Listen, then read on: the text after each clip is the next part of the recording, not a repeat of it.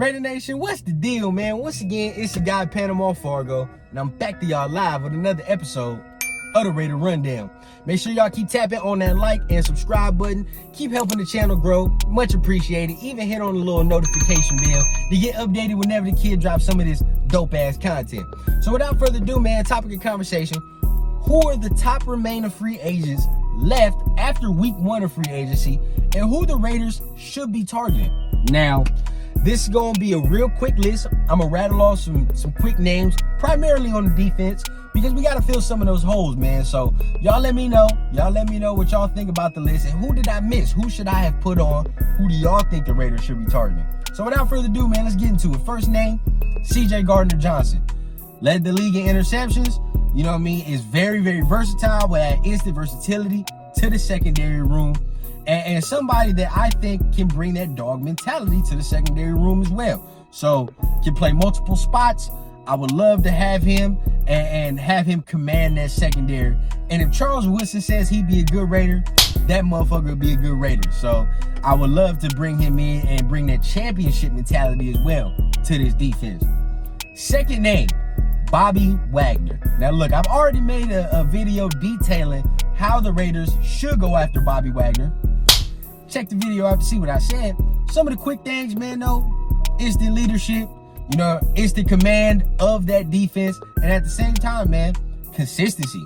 He's gonna come in and be a tackling machine, man. Bobby is consistent in that. So I would love to bring somebody in that middle of the defense that can wear that green dot and be consistent on there and give us that steady production that we've been looking for in the middle of that defense. Okay, rattling it off. Saying I would love to bring back Nicholas Morrow, man. Nicholas Morrow is still out there, still a free agent. And I would love to bring him back, man. He had a season with the Chicago Bears last year, left us for the Chicago Bears, and still gave them good production. You know what I mean? He gave them real good production. I would love to bring him back home. He's rangy, you know what I mean? So I would love to have him in our linebacker room, you know what I mean, commanding the sideline linebacker role that we need him to command. So that would be, you know, another linebacker signing. But at the same time, I think the Raiders are gonna draft one. Regardless of if you sign a veteran or not, you're gonna draft a linebacker because this linebacker class is so deep. Now, speaking of draft classes, we go from the linebacker class to the corner class. The corner class is very, very deep in the draft this year. So that might impact why the Raiders have not really signed a lot of veteran corners. But if you are going to sign a lot of veteran corner, I would love to bring back Rocky Sin. Okay, now he already knows the scheme, already knows what Patrick Graham wants from him. So at the end of the day, it would be very good to bring back and not have to teach the learning curve of this defense. The only problem with him is the availability factor and the consistency factor. How much will he be available during the season? Last year, he dealt with some injury concerns, and if I'm not mistaken, he's been dealing with some injury concerns since he's gotten the league. So that'll be something to monitor, but I've heard there's mutual interest from the Raiders and him to get a deal done. So let's see if that happens.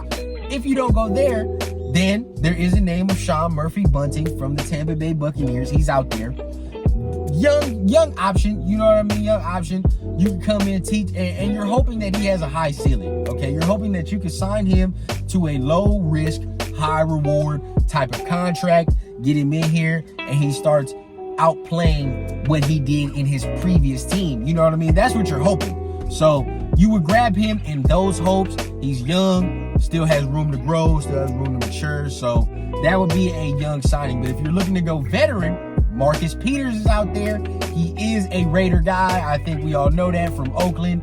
His cousin is Marshawn Lynch. So I'm sure he wouldn't mind donning that silver and black, getting in here and trying to make an impact on this secondary, man. And we have to be honest. When Marcus Peters is on, he's fucking on, bro. Like, he is on. He's gonna guess. He's gonna get beat sometime. But when he is into what the quarterback is doing, I haven't seen many cornerbacks like him get their hands on the football. So, you know, that would be where I go next. Now, getting into the real chunk of it, right? The real glaring hole of this defense that that D-line, okay? We lost Andrew Billings. We lost Andrew Billings to the Chicago Bears. So right now, we're rolling with Jerry Tillery. We're rolling with Matthew Butler and Neil Farrell Jr.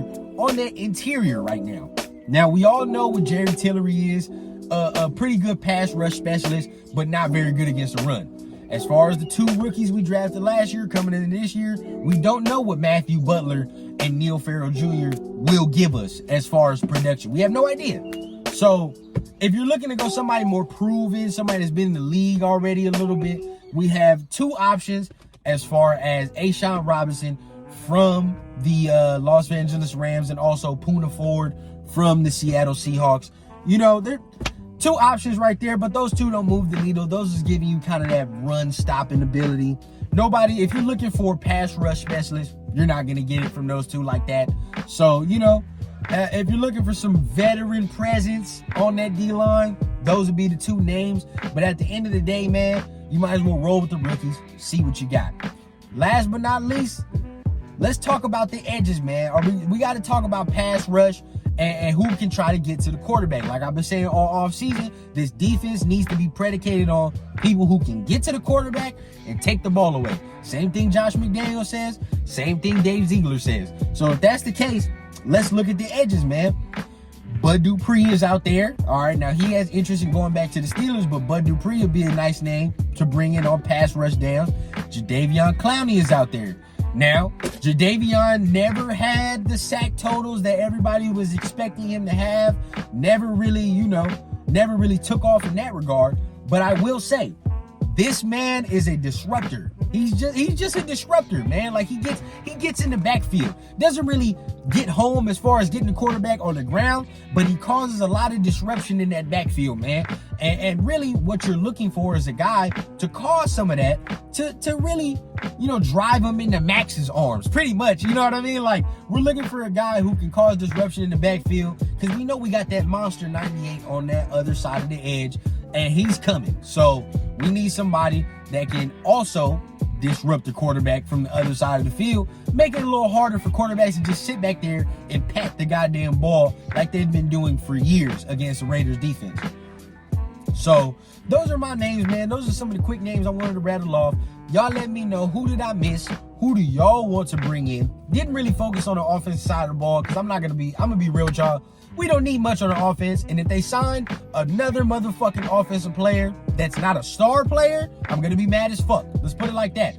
Now, if you tell me that this team wants to go full offensive weaponry, offensive arsenal, and we're saying, fuck it, let's just score points, then hey, we're gonna do what we gotta do. But we all know, to build a championship caliber roster, every single position needs to be filled out with depth and some type of starter level production on the defense. You know that. So, those are some of my names right there. Y'all let me know what y'all thinking, man. Make sure y'all tap in on that like and subscribe button.